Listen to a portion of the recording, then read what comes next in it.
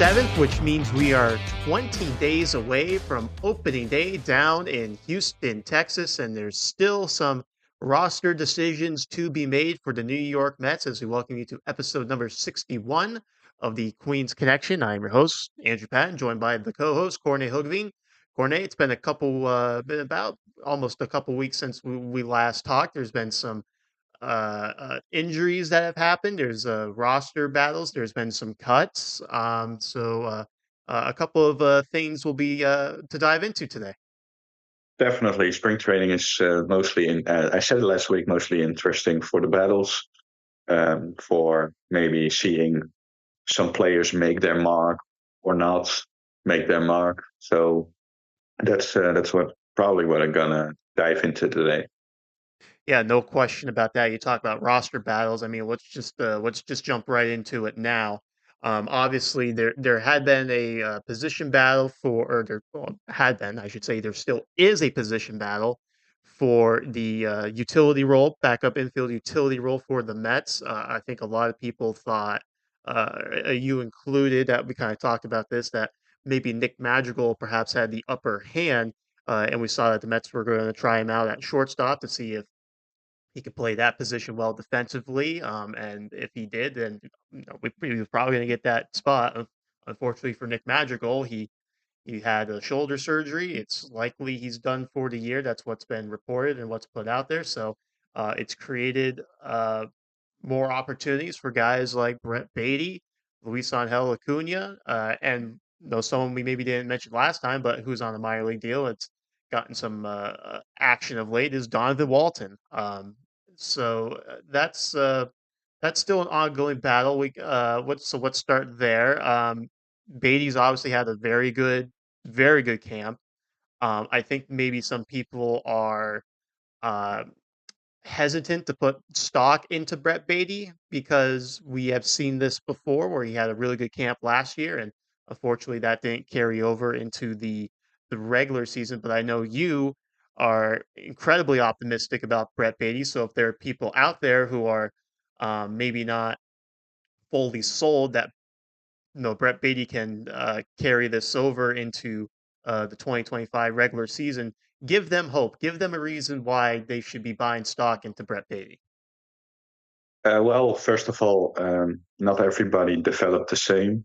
I think people mainly expect players to figure it out soon in the majors. Beatty is still young. Beatty has done it in the minor leagues. I think his last year in the minor leagues, again, he did really well. And I think overall, if you compare Mark Vientos to Brett Beatty's road to the major leagues, I think Mark Vientos became a guy who was behind Brett Beatty last year. So it gave Mark Vientos a little bit more opportunity to work on himself and have an impact in AAA before he got that call.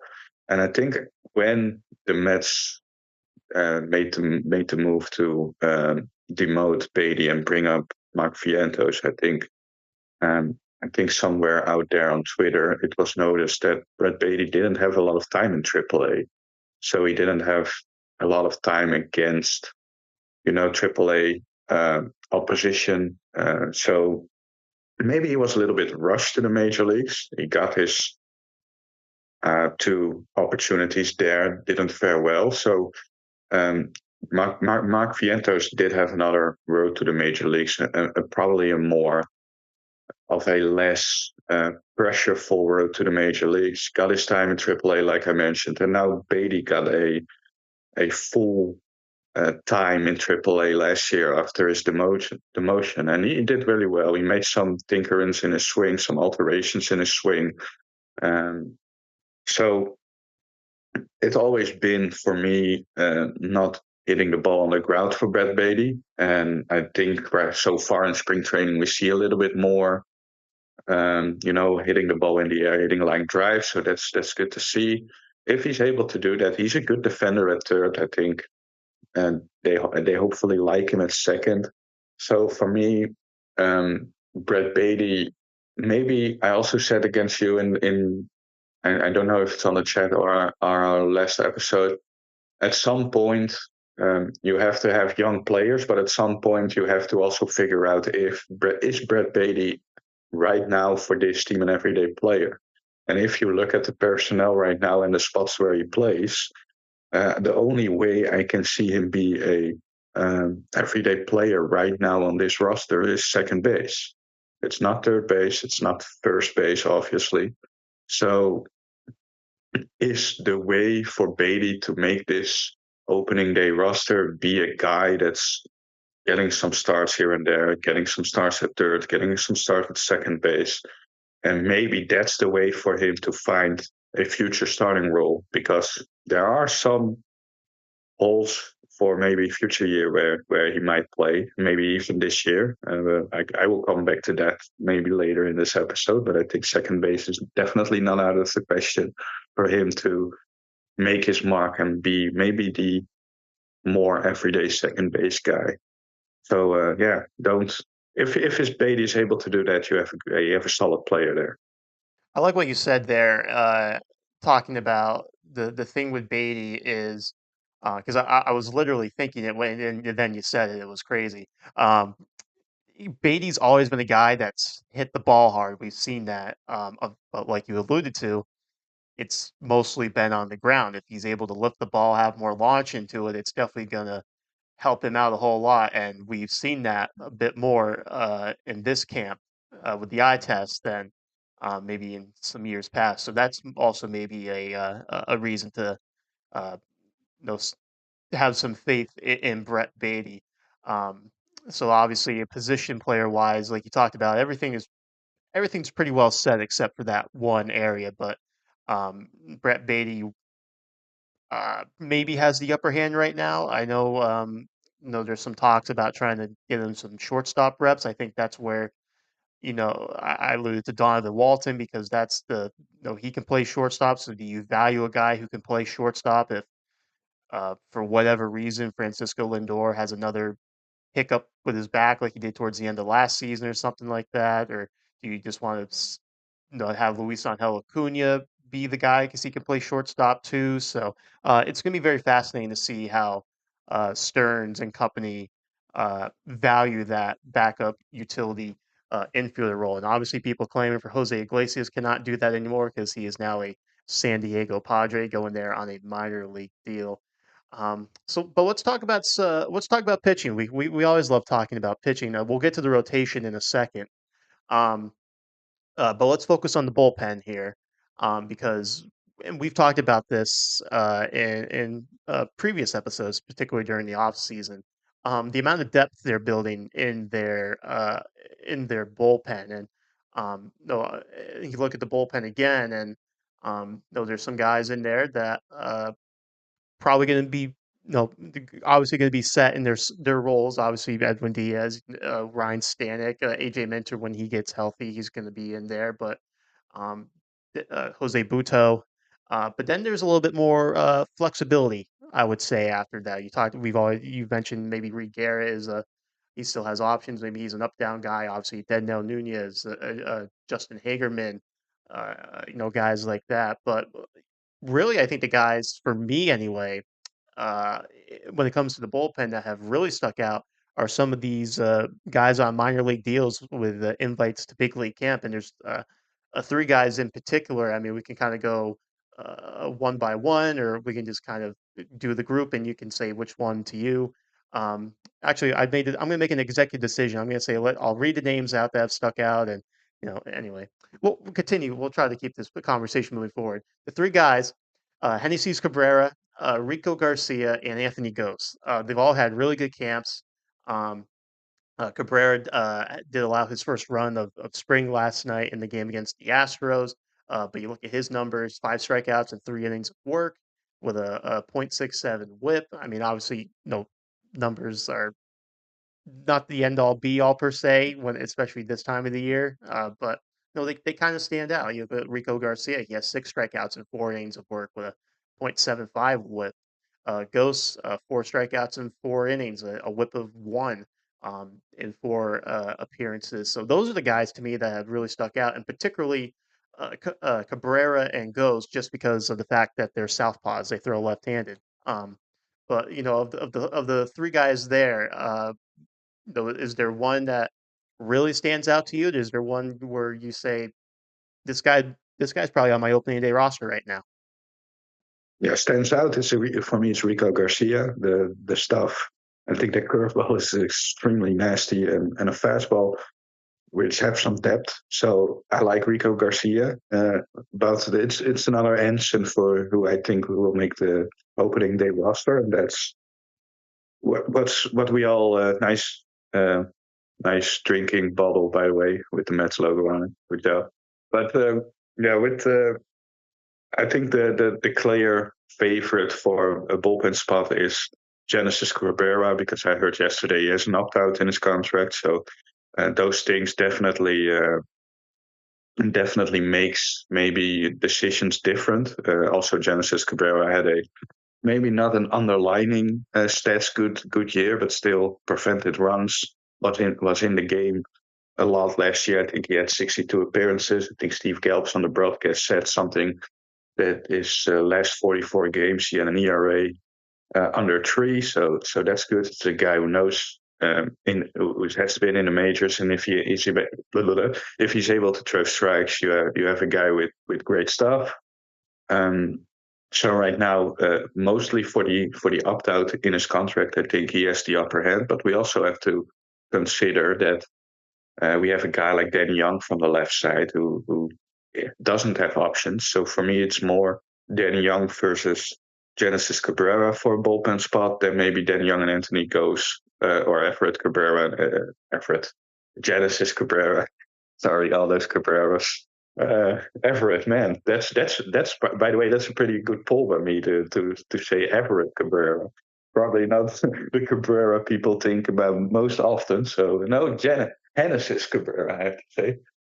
Genesis Cabrera versus Ghost. So um, for me, in the bullpen, there's another guy, by the way, who's not here on the minor league deal, who people rave about, and that's Max Granick. I think he is maybe a lock for making the bullpen right now, especially with the Sean Reed Foley news, who, by the way, cleared waivers, which I'm shocked with that he cleared waivers, by the way, but that's also pretty good for us.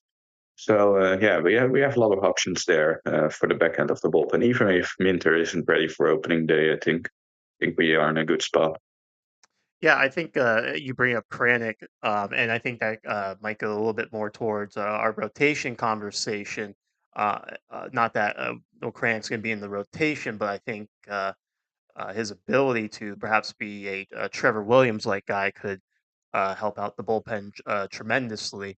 But yeah, no, I agree. And if you're saying that Cabrera does have an opt out, which we've talked about before on previous episodes. A lot of these guys with some have accumulated some solid major league time. If they're on minor league deals, they tend to have some sort of opt out in their contract. And definitely right now with the way Cabrera has been pitching, he's probably a guy that you probably have to find room for on your 40-man roster. And you alluded to it. There's an open spot now with Sean Reed Foley off the 40-man and can be hanging out in Syracuse to begin the season. And I agree with you. I'm a little surprised that he made it through the waiver process. You figure some team would take a shot on him. Why not? He got nothing to lose. Not like he's making a boatload of money. Um, but yeah, I think Cabrera is probably most likely the guy that would be on the opening day roster down in Houston. But I do have to say, I am impressed with Anthony Goes because he's a 34-year-old guy, but he's got some velo on that fastball. He was bringing it in those couple of outings that were televised. So I would say, for lack of a better term, I was a little bit blown away by him, and definitely Rico Garcia. It's just fun because you look at Rico Garcia and a guy who's 5'9", so it's basically like my height, and he's out there pitching the major league. And like obviously, we're accustomed now to athletes being like these 6'4", large human beings, and then you got like an average Joe guy out there who's striking these guys out. So it's always fun to see. But it goes back to what we talked about when a tip of the cap to David Stearns when it comes to creating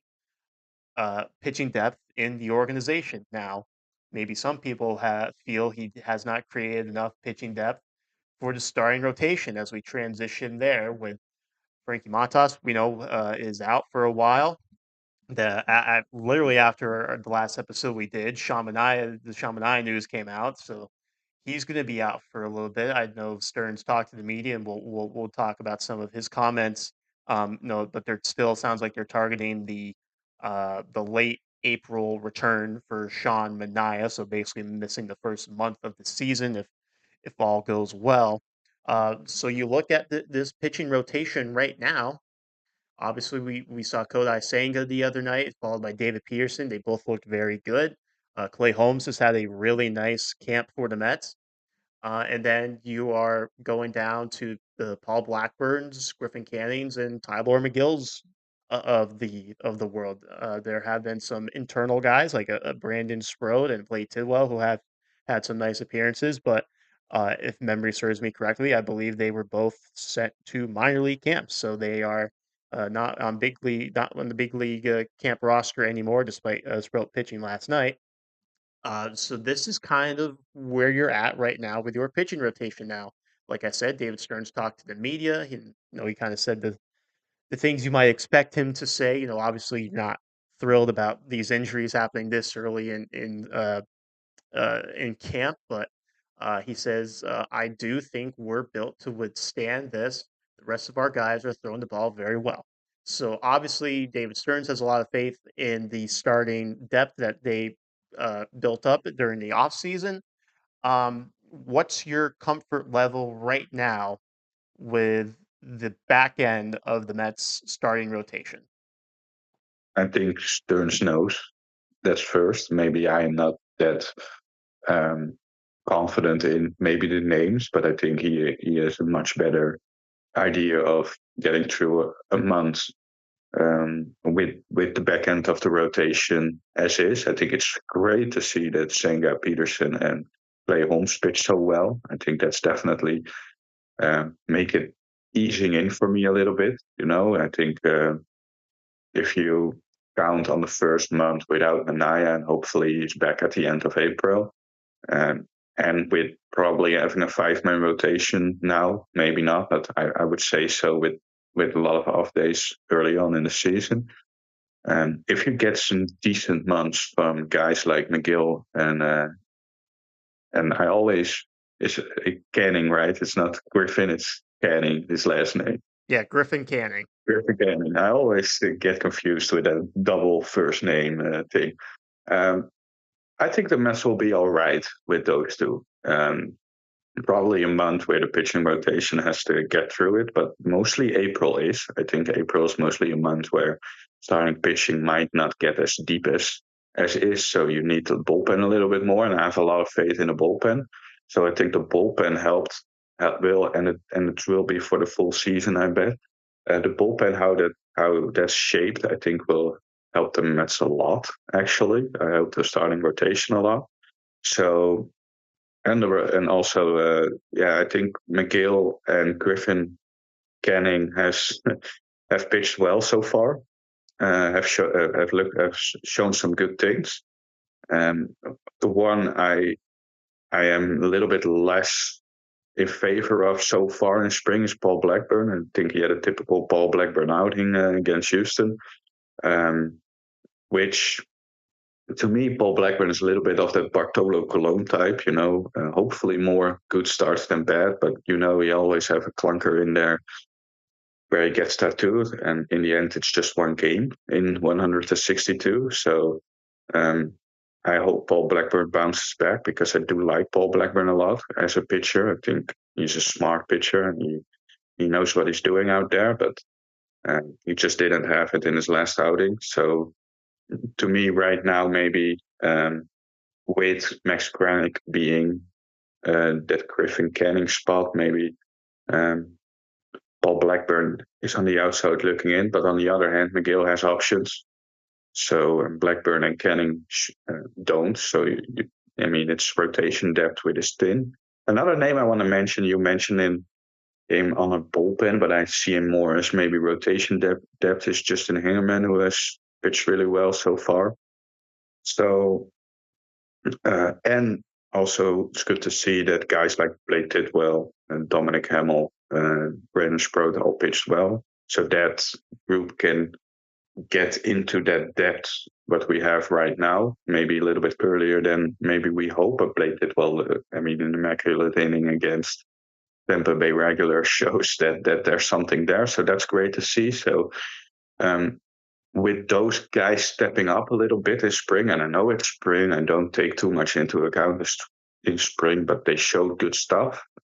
Um, I am a little bit more at ease. Obviously, I want Shamanaya back. I think this rotation in the full year definitely can survive with McGill and Canning to be a top, uh, to be in the top spot in the National League East. Maybe even without Manaya stuff, obviously, but I think that that makes it a little bit more certain. So hopefully Manaya is back soon. But for April, right now, I'm not that concerned. They can if they can get quality starts out of them, I think they're fine. Yeah, I'm in agreement with you. The one guy uh I don't know if lukewarm is maybe the right way to say it, but um the Paul Blackburn outing against the Red Sox was, and I get it was no, it's early March. You know, he could probably have like two, three more spring training tune-ups and look really great. But I think there's one thing that can carry over from spring training to regular season action, and that's the exit velo against you. And the Red Sox had some really hard hit balls against him, and I found that was the most concerning part to me. Um, and like you said it, he's a guy. He's a throw the kitchen sink, not going to strike out a lot of guys. He wants you to get the ball on the ground and whatnot. And the Red Sox in that outing in Fort Myers were not really hitting the ball on the ground very much. There were some really well struck balls. Think of the Bregman and Masataka Yoshida had some really well struck extra base hits against him. So that I found concerning. And well, like I said, maybe Paul Blackburn comes out these next couple ones and he's good. But that's the guy I'm probably a little bit more concerned about filling the rotation spot. I know McGill at the beginning of his outing against St. Louis was a little shaky, particularly glove side, as they were saying on the ESPN broadcast, and they highlighted that. Um, but I think it's funny how times have changed with Tyler McGill, where we talked about, man, I don't, I no, I'm kind of losing faith in this guy, and then he has that great, end of the season to really help the Mets, and now he's kind of built up that trust again. So, yeah, I have more faith in McGill. Um, I'd like to see Griffin Kane a little bit more. I think he's only pitched in like one game so far, but obviously now I think he's gonna get a couple more regular outings per se going forward. So that's the guy I'm probably going to really be keeping an eye on moving forward. Yes, agreed. It did show good numbers in that outing, but we haven't seen it. But yeah, Paul Blackburn was definitely one that was a little bit. Yeah, yeah, it was definitely not a um, heartwarming outing against the Boston Red Sox. At the beginning of this week. So, but we just talked about some guys in there about their spot. Braden Sproat, Blake Tidwell. Like we said, they're down at minor league camp, but they're going to be partaking in the spring breakout game. That is going to be a week from Sunday. They're going to play the Washington Nationals down at the Nationals facility. The rosters were released yesterday, and of course, you're going to see uh, the common names that you would expect. Um, Jonathan, who's really shot up the ranks, is going to be one of the pitchers there. A draft pick from last year, their second round pick, Jonathan Santucci, is going to be partaking in this event. Jet Williams, Ryan Clifford, Simon Wong, who's maybe kind of opened up some eyes a little bit, particularly thanks to his monster home run that he had late in the game against the Houston Astros. You can see the full roster. You go to Mets.com. It's going to be right there. So those are the obvious names. The names people are familiar. Of course, Carson Ben, the first round pick last year, is going to play. Who's a guy though on the roster that you look at that's no, maybe not a household prospect name for Mets fans that you're really excited to hopefully see get some game action? I wrote down four, but one of the names you Well, mentioned, and if you got four, then go for it. well, you mentioned Simon Wong. I think Simon Wong is now maybe because of his home run a guy that people talk about, but he's outside of the top 30 prospect list on MLB. A guy who's just 19 years old, and he showed his potential in limited spring training time. So that's a guy who I definitely keeping an eye on. Another guy, Ryan Emmons, guy who the Mets got in the Justin Slater deal, which maybe right now you're thinking, oh boy, because Justin Slater was pretty darn good. But Ryan Adams has the potential to lefty. Had a great year last year, so definitely interested to see him. I didn't see him pitch that often last year. Pitched in Brooklyn, so I'm curious to get my first look at him. But I heard a lot of good stuff about him. So that's maybe hopefully eventually that will be a trade where we can be happy about. Both teams got what they wanted in the Justin Sladen for Ryan Adams trade. Emmons trade. Diverson Gutierrez. I don't know if I pronounce his name right. I know I wrote it down right. It's an inside joke for us, so nobody's probably gonna get that one. But probably the best catcher right now in the Mets system, with Giovanni Hernandez having a down year in his first season in the Dominican Summer League, and we know what happened with Kevin Parada. So Giovanni Hernandez is definitely, Diverson Gutierrez had a great year, put himself back on the map because he had some down years before that. So great to see that he had some success. Probably will be in St. Lucie, maybe Brooklyn this year. So I'm curious to see him.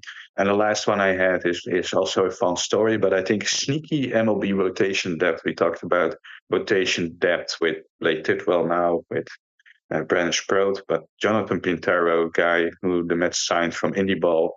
Um, you probably wanted to mention Jonathan Pintaro. Yeah, you stole my guy. Well, well, let you do that then. I mentioned it. Let you go on with Well, Jonathan Pintaro if well, you have anything to add. well, you alluded to it. It was a guy that was pitching in indie ball last year. In the middle of the summer, the Mets took him on and uh, pitched everywhere except Syracuse. No, not Syracuse. Sorry, St. Lucie last year. Yeah. Spent the majority of his time between Binghamton and Brooklyn. And you look at him, 27 years old. It's funny because like you have a prospect that old that's um, in a prospect showcase game, but you look at the numbers he put up last year in the organization, and they're really solid numbers, averaging a little bit over a strikeout per inning. The WHIP was 1.16, a 2.16 batting average against, three home runs allowed in 74 innings. That really stands out to me as well. Um, so yeah, this is a guy that um, no, despite his age, I mean, I guess you could kind of say it's a little bit similar to a Degrom, just from like getting to the big league level maybe a little bit later. Um, but the fact that this guy was pitching in indie ball, um, and then spent the latter part of his summer and shot up through the system, and now is probably, I shouldn't say probably, I mean, because I don't know, but it seems likely he's going to start the season based on his development in AAA. If he pitches well there, then that's another internal option for the New York Mets if they need starters. Yeah, yeah. It all depends on what the other younger arms maybe do, and the Mets see how they fit in the rotation when the Mets need it. But I think Jonathan Pintaro could definitely be maybe the first guy up if we need it. If he pitches well in AAA, like you said, he's a guy who really impressed Mets also last year. So Mets organization. So what a find and what a story that could be. Yeah. If I'm gonna go with another guy, it's probably Jonathan Santucci, just because we haven't seen him pitch. So I'd like to see him get an inning or two or in this game, and their second round pick out of college last year. I believe it was Duke. Um, that he went to. I could be wrong, but Duke stands out to me for whatever reason. But yeah, I haven't seen him. I haven't seen him pitch, so I'm curious to see what he could do if he gets a chance to showcase in this game. Yeah, I agree. Exactly. You haven't seen him as the second round pick, so definitely the Mets liked him enough to draft him pretty high. Obviously, I think obvious that the guy we like guys we haven't seen pitch as well. I did see Jonathan Quintero pitch last year in some minor league games I watched. So um, yeah, I'm very curious. I think I did like the draft pick when they made it, but I can't remember enough about it to be honest. Well, I thought it was interesting. Maybe it's because maybe they were at big league camp or something. I'm not sure, but um, there's no Brandon Sproat, there's no Tidwell, Noah McLean, not on this roster either. So I think that's a little interesting. Obviously, um, if you want to look at it a positive way, the Mets feel so confident in their prospect pool that they don't even want to showcase these guys in the showcase game. We could put a positive spin on it like that. Um, and Maybe Nolan McLean, maybe Nolan McQueen, McLean then isn't uh, isn't that ready yet. That's also a mhm, possibility. We yeah. don't know what happened. So and I didn't even notice him that he was not on there. But that's a guy you will probably have on there in normal circumstances. Yeah. No, I agree. I agree. And obviously, Jet Williams, Ryan Clifford, I think might have mentioned them earlier. Those are obviously names to watch, but we've gotten at least to see a glimpse of them in spring training action. And we know how much I love Ryan Clifford, so I felt it would be kind of repetitive to say he's the guy I'm watching for in this game. It's like, no, we like to go outside the box. We like to, show our creativity almost when it comes to things like this. So You like Ryan Clifford so much, you started to look like him. So that's your opinion. I know that's your significant other's opinion as well. But those are the only two opinions I've heard on the subject, so I don't think we have enough of a I sample don't. size. I don't think a lot of people know Ryan Clifford, so Well, they definitely don't or know. haven't seen you. So Yeah, it's they did. one That's after the two. that's all right. They don't need to see me. That's why we do audio. That's why we're audio. Like face made for radio. That's why I'm in the business. Um, Well, so maybe people who like the looks of Ryan Clifford would be interested. well, go Google Ryan Clifford because apparently that's pretty much how I look. So if you want to Yeah. know how I'm shaping up these days. Um, so I think we nailed everything we wanted to in this episode. Obviously, still some more spring training games to be had and for the roster to be set, but there's a lot of interesting things coming up the next couple weeks of spring training action, and obviously we'll talk about them as when we can fit into our oh so busy schedules. But Mr.